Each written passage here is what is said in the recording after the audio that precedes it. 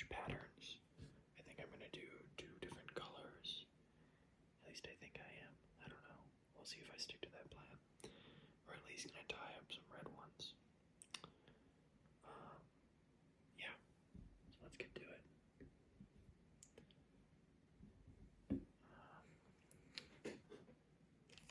I'm using a size 14 curved nymph emerger shrimp style hook. It's slightly curved, pretty small. And then I'm using a 5/32 sized bead. I could probably go up another size from this, but this will be fine. Yeah, no need. I'm using this red thread, and this is going to be a super simple fly. It's going to be 4. It's going to have 4 parts to it, and the first part isn't even necessary. Just doing it to do it. A lot of midge patterns have it. Some don't. I don't think it's completely necessary, but we're going to do it anyways.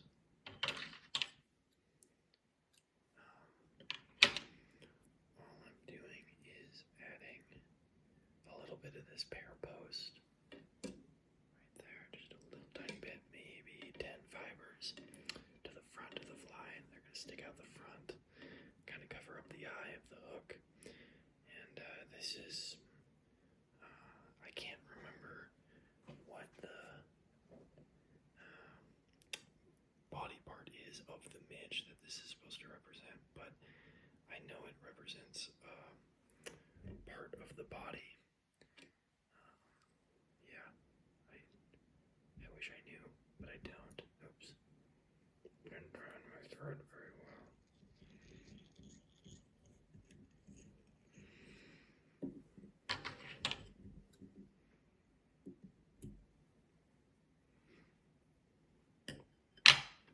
I'm working with some thicker thread than I was for my last fly. So I'm gonna have to be a little bit more careful with my thread wraps to get the right proportions. Luckily this fly calls for very simple proportions.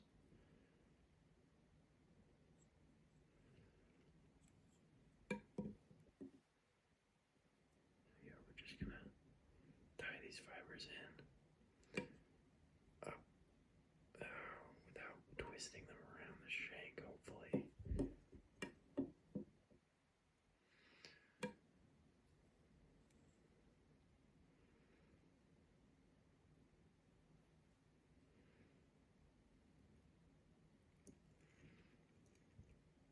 Oh, maybe not. Jesus Christ.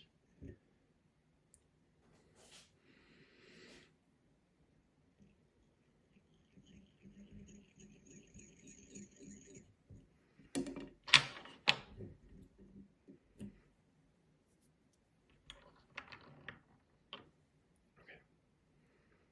3rd time's a charm.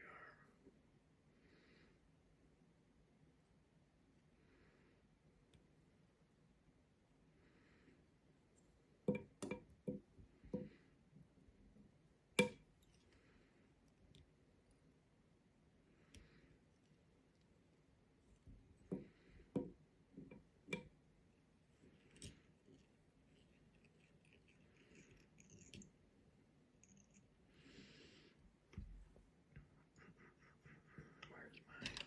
There it is. Just do a finishing knot there. And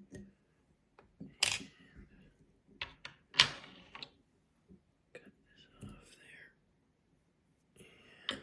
And cut this off.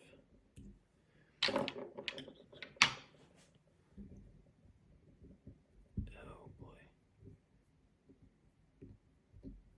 I might have messed this up. I made it too thick already.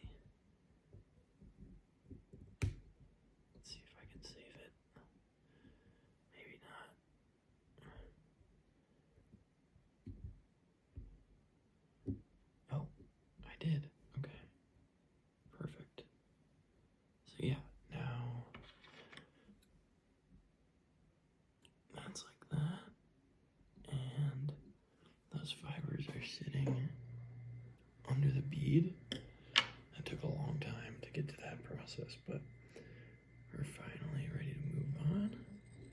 Tie our thread back in, and we're going to work down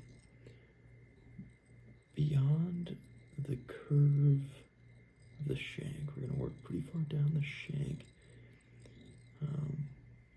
Midges are long and very skinny, and so we're not going to add a ton of body to this. We're going to add in some thread for some segmentation, but we're pretty much just wrapping around the hook, wrapping in our thread. Thread goes to the top of the fly, twirl in our wire, sorry, not thread, twirl in our wire, and then add a body, and that's it. It's super simple. I do need to find a different color thread.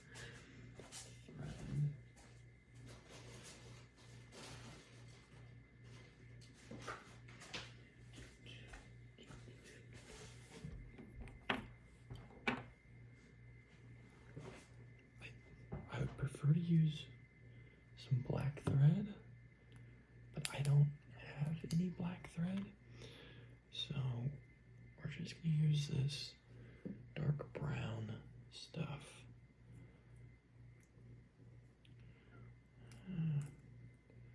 Maybe get about 6 inches of it. Use my crappy scissors. These are my crappy scissors. Use that to cut wire and other things that might dull my sharp scissors. And we're just going to work this thread back up. And now we're going to tie it in.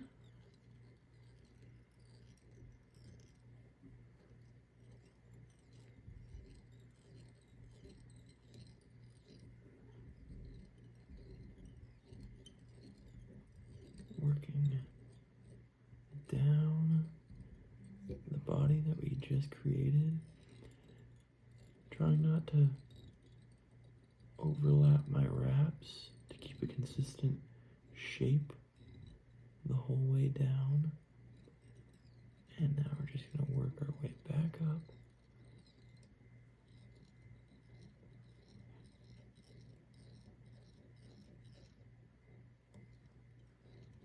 And then we're just going to make the tiniest taper. Now, I'm probably only going to add about 4 wraps of this stuff.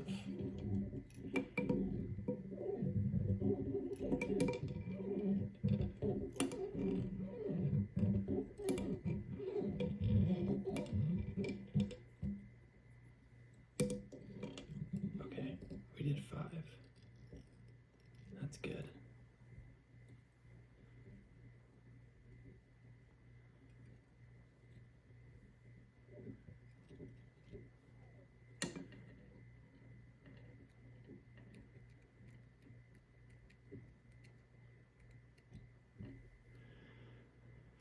And the final part of this fly is to take some peacock herl and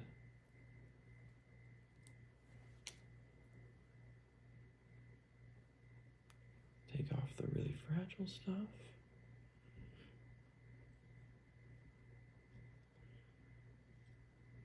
Tie in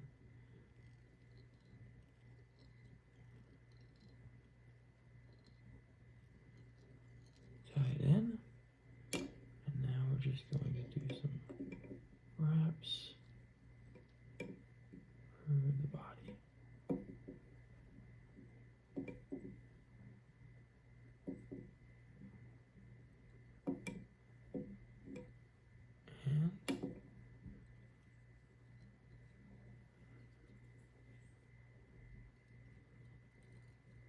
that's it. That is literally it. Here, I'll give you guys a close-up here in a second. 1, 2, 3, 4. Take that off.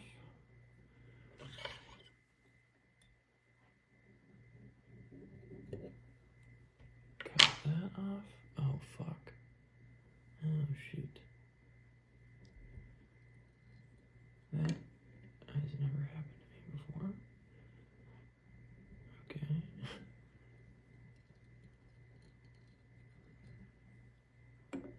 Oops. My thread, I accidentally cut my thread a little too close.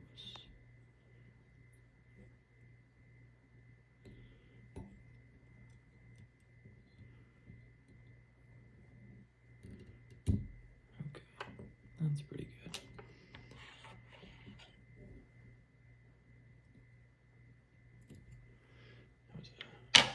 That was a close one. Okay. Right there. You can see the segmentation, the peacock curl, and that parapost that we tied in at the very beginning. And that's it. That is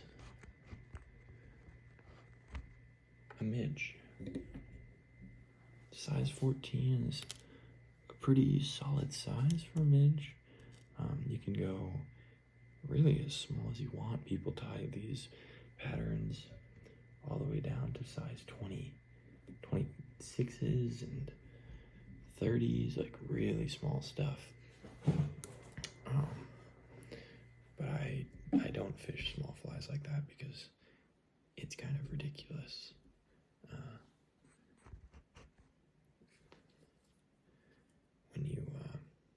When you get that small, you have to use such small line, and things just get annoying really quick when you're struggling to even see the fly in your hand and get it tied onto the line. And it's just a lot of work. And where I fish, it's not really necessary. And yeah, so I don't fish flies like that. And my parapost disappeared. It's fine, I can just make a little bit more. This is where the parapost comes in right there.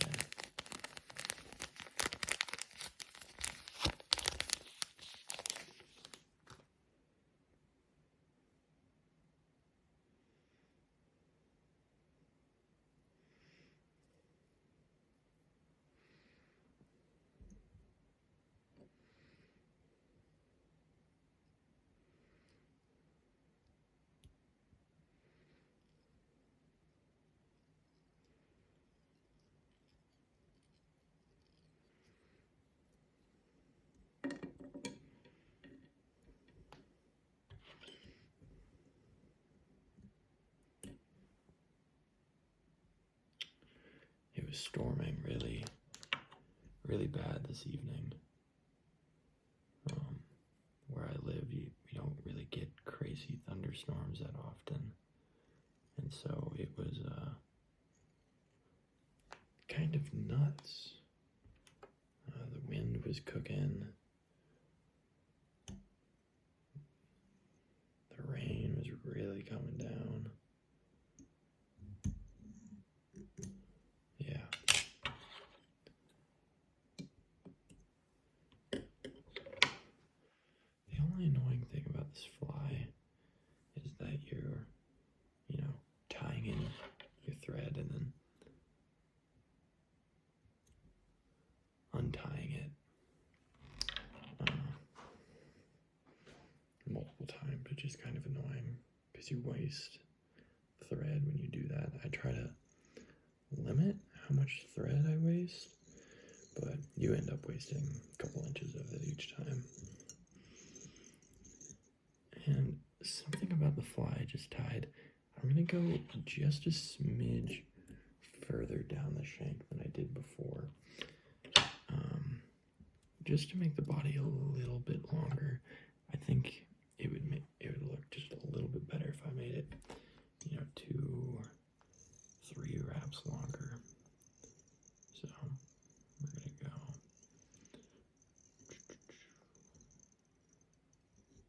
down to about there.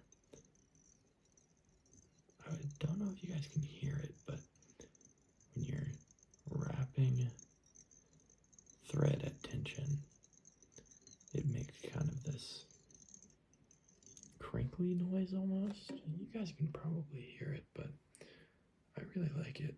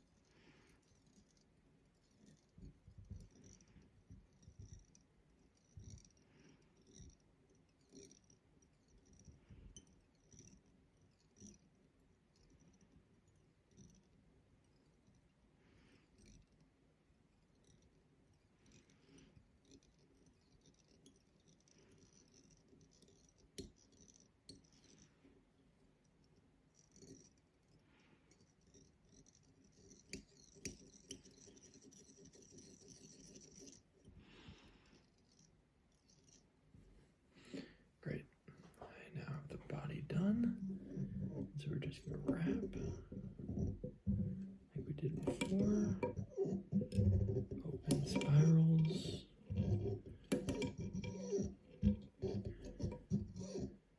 And we did 5 of them again. It seems to be the right amount for this hook length.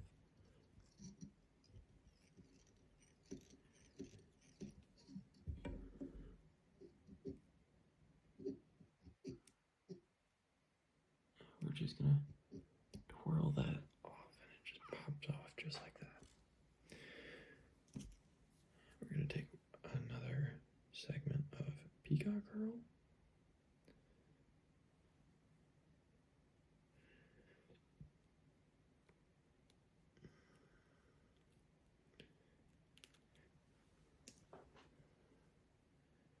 Take off the really delicate portion, and now we're just going to tie it in.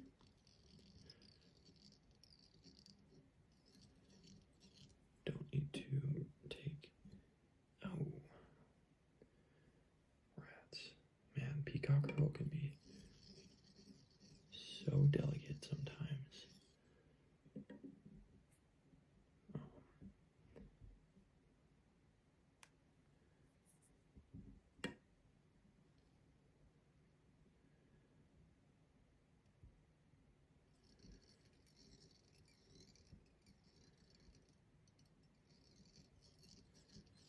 Peacock is one of those materials that has been used for probably 100 years. Time flies. It's kind of a universal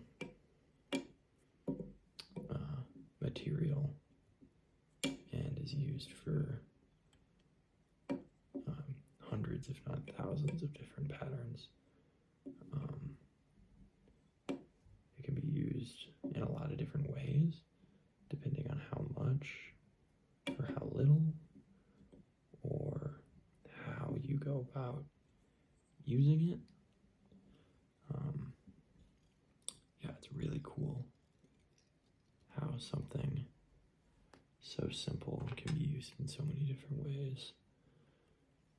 And finishing wrap right there.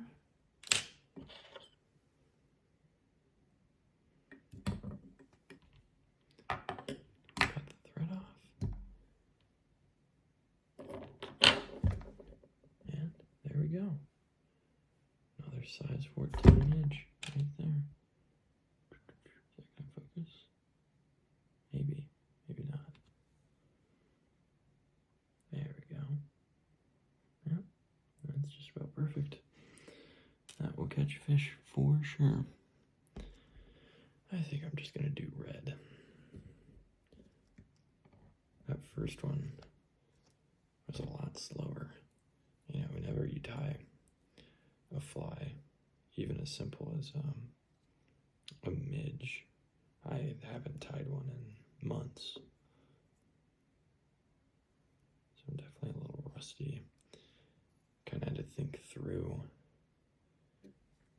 how I was going to tie everything in, the steps it takes to do that, and then also just working with thicker thread I've been tying with this past week or so.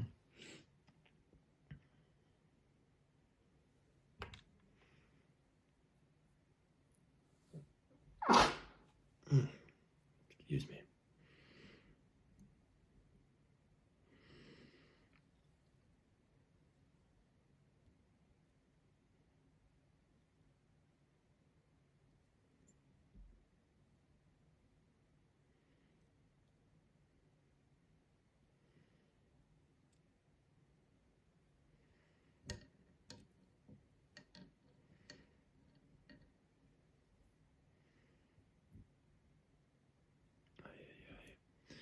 Oh my gosh.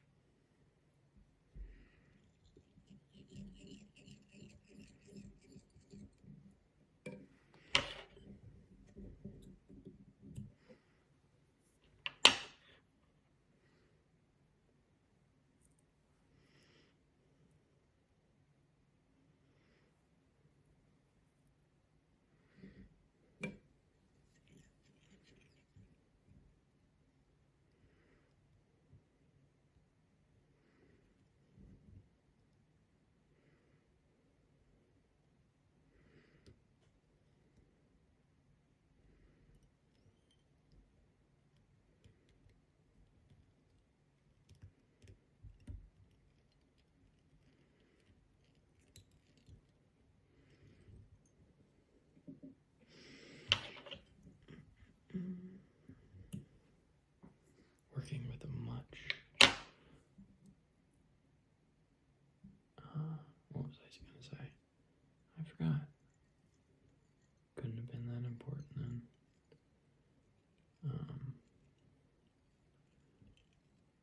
Yeah.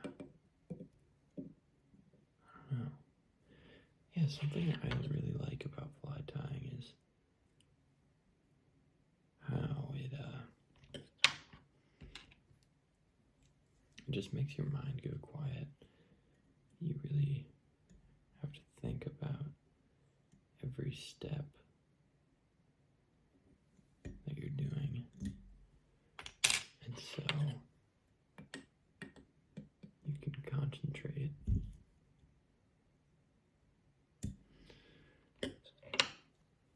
really intensely about a pretty minuscule task. Yeah, I like that. Tying our thread for a second time.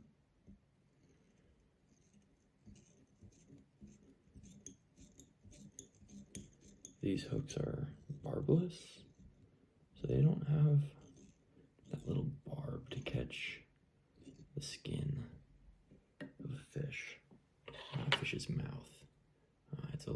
They're easier to remove from the fish. They cause less damage to the fish's mouth. Yeah, they're overall better for the fish's health.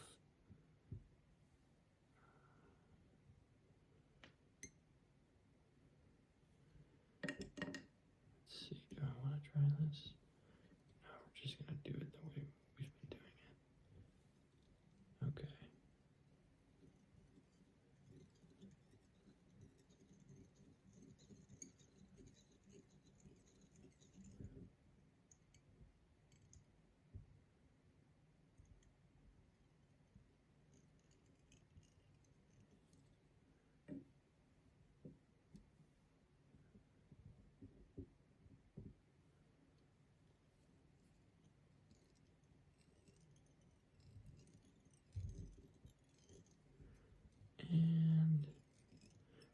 work our way down the fly. Yeah, so midges are small, very small aquatic insects. The larval stage is fully aquatic. They live underwater. And then on a warm, sunny day, typically you'll see them pop up in early spring. You can even see them in the dead of winter on a warm day, kind of in the shoulder seasons when there's a lot fewer bugs coming off and metamorphosizing into their adult stages. So you can count on midges year round, which is great because, like I said, there's some bugs that just aren't as reliable in the winter months. And midges are kind of one of those things that stay consistent year round. Yeah. So it's a great bug to have in your box. When nothing's really coming off, you can always put a midge on, and chances are you will probably catch something on it. I don't fish these red midges a whole bunch. I normally prefer to fish a black color, but the red is also effective. Typically, the pattern I use is one of my dad's favorite go-to patterns, and he just calls it a pheasant tail midge, and it's literally just two materials. It is wire and pheasant tail. You wrap the pheasant tail around the shank of the hook, and then you wrap the wire. You cross wrap for durability.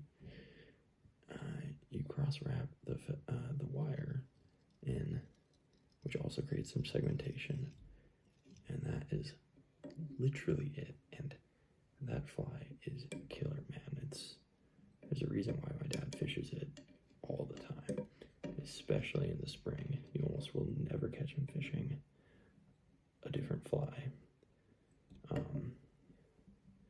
Typically, I fish a double nymph rig when I am nymphing, when I am using midges, and the midge will be my secondary nymph. I will normally fish a stonefly or a mayfly above it, and then I will drop the midge below it. And I do that for a couple of different reasons. These flies aren't particularly heavy, and so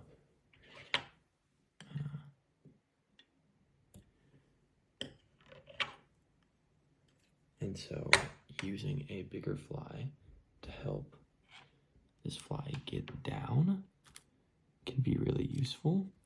And then it also just gives the fish two different options. So they can either eat the stonefly if they like, or they can eat the top nymph, or they can eat the bottom nymph. If I'm not fishing a midge, then I'm normally fishing a smaller mayfly pattern on the bottom, like a small pheasant tail nymph, or a smaller perdigon, which is also a mayfly imitation that has a lot of colors to it. I don't like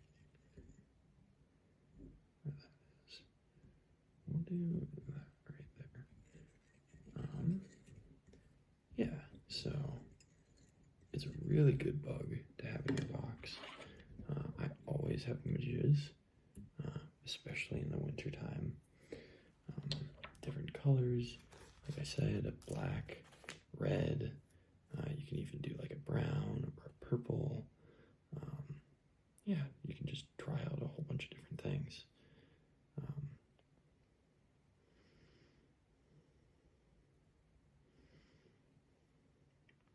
dark green, maybe. I'm not sure. A good way to know if you're to kind of learn about what colors you should be tying or anything like that. Something you can do is before you tie anything on, when you go fishing, you can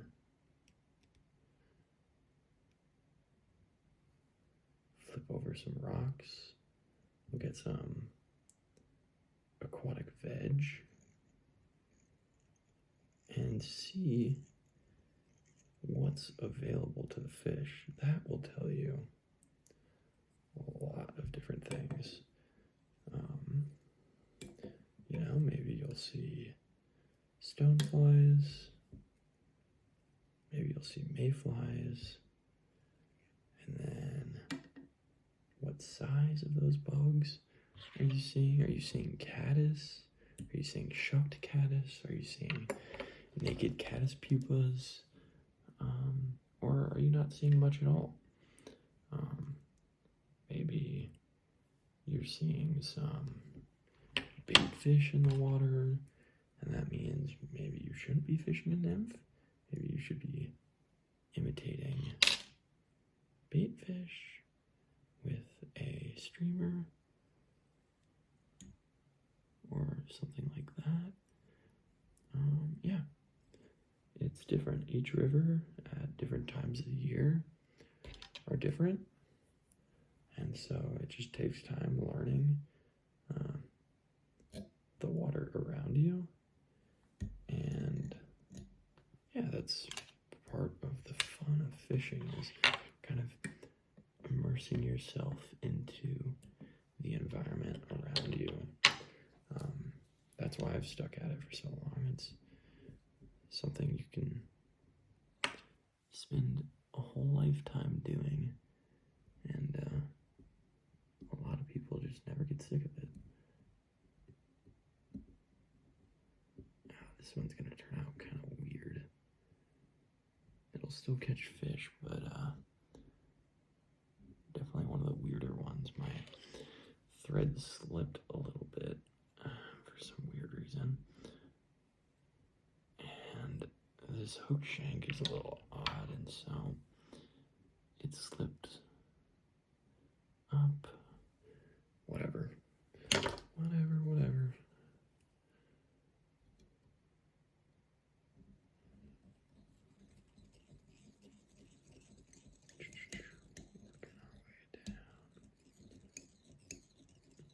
Body.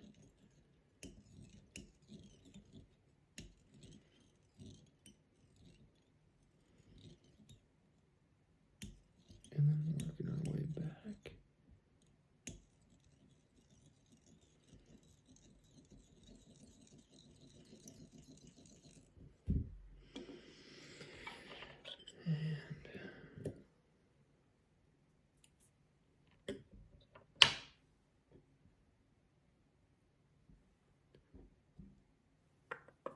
Now we're going to tie in our wire. This should be just enough for one more fly.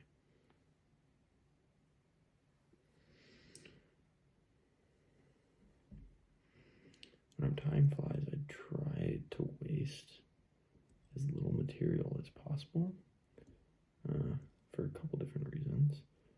One of those reasons is that fly tying material is expensive, and for my own sake, it's best to use as little as possible with each fly to get the most out of each material. And then also, it's just good to try not to waste things. There's no reason to. If there's no reason to.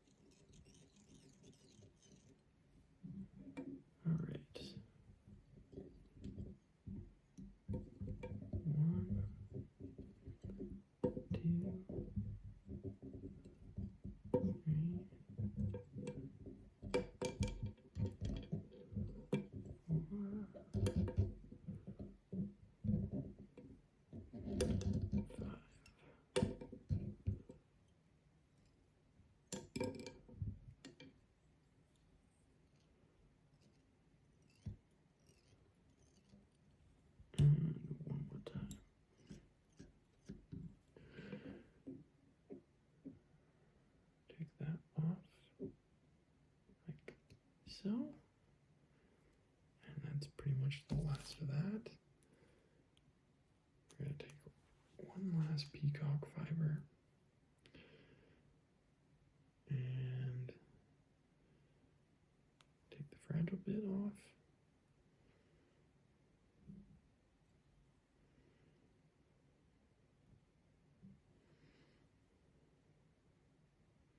Tie that in with a loose wrap.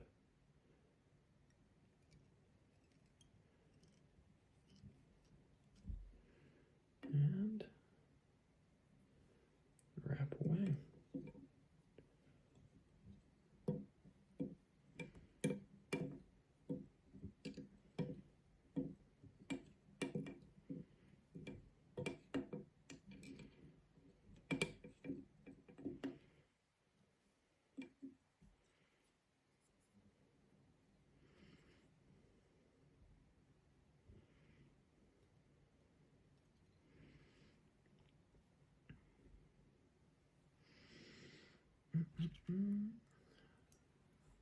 Gonna put in a whip finish now. Finish it up. 2, 3, 4. And that's that. There's 4 flies in just about 30 minutes. Not too fast, but pretty good. Yeah. Yeah, cool. Well, thanks for tying some flies with me, guys. Bye.